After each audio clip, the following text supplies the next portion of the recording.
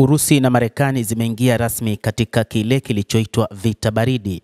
Vita baridi ambavyo viliisha baada ya kusambaratika kwa Umoja wa Usovieti sasa vimerejea tena. Ni vita ambavyo vimeingia katika masuala ya silaha za nyuklia. Urusi ilianzisha mpango wa kufanya majaribio ya silaha zake za kinyuklia, lakini Marekani kupitia rais wake Donald Trump imesema lazima itajibu juu ya kuhakikisha inafanya majaribio ya silaha hizo za kinyuklia.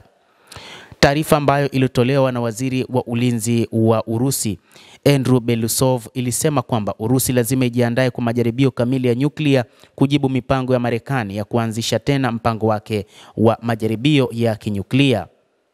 Wakati ikifanya majaribio yake ya siku za hivi karibuni, Belousov alimwambia rais wa Urusi Vladimir Putin katika mkutano wa baraza la mawaziri uliofanyika jana Jumatano kwamba Moscow lazima ijibu hatua za Washington ili kuhakikisha usalama wa Urusi.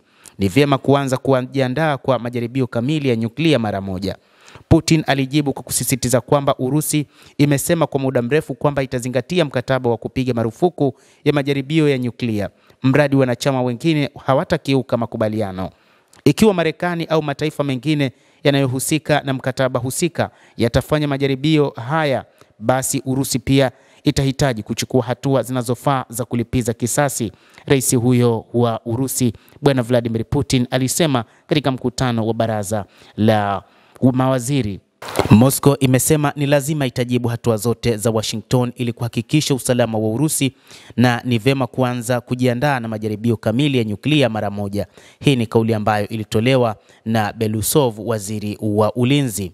Hata hivyo, rais wa Urusi Vladimir Putin aliendelea kuagiza mashirika yote husika ya serikali ikiwa ni pamoja na Wizara ya Mambo ya Kigeni, Wizara ya Ulinzi kukusanya na kuchambua taarifa muhimu kuhusu mipango ya Marekani ya kuanza upya majaribio ya nyuklia kabla ya kuwasilisha mapendekezo ya uwezekano wa kuanza kwa kazi ya kuandaa majaribio ya silaha za nyuklia kwa kiasi kikubwa. Hayo yote yanajiri kutokana na wiki iliyopita rais wa Marekani Donald Trump kuamuru idara ya vita kuanza maandalizi ya majaribio ya nyuklia, akidai Marekani ndio nchi pekee ambayo haifanyi majaribio ya nyuklia licha ya kwamba ni taifa linaloongoza kwa kuwa na silaha nyingi za nyuklia, alisema rais Trump.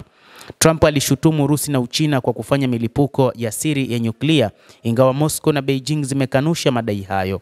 Mkuu wa IAEA Rafael Grossi pia amesema shirika hilo la nyuklia halina dalili kwamba nchi yoyote imefanya mashambulizi yoyote ya nyuklia.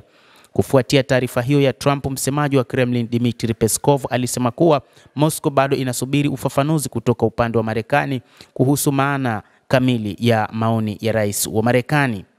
Hata hivyo, kabla ya kupata maoni hayo, mnamo siku ya jana Jumatano, jeshi la wanahewa la Marekani limetangaza kuwa limefanikiwa kufanyia majaribio kombora lisilokuwa na silaha la Minuteman III kutoka katika kituo cha anga cha Vandenberg. Kwa sababu ya mipango ya majaribio ya nchi nyingine, nimeagiza idara ya vita kuanza kufanya majaribio ya silaha zetu za nyuklia kwa usawa. Mchakato huo utaanza mara moja, alisema rais wa Marekani Donald Trump katika video iliyoshirikishwa katika ukurasa wake wa Truth Social baadaye siku ya jana. Taarifa hiyo ya video ilionekana kuwa imetolewa na AI na kurudia neno kwa neno maandishi ya chapisho la Trump kutoka wiki iliyopita pamoja na ishara ya kuacha. Neno asante kwa umakini wako kwa jambo hili lilionekana pia.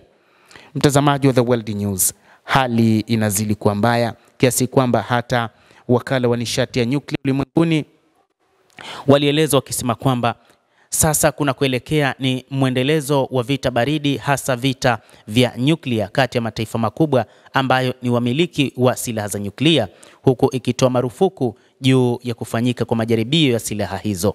Endelea kutufuatilia mtazamaji, lakini ni kusihi usisahau kulike, usisahau kucomment, kadhalika na kusubscribe channel yetu hii ili upate habari hizi kwa mapana kupitia The World News.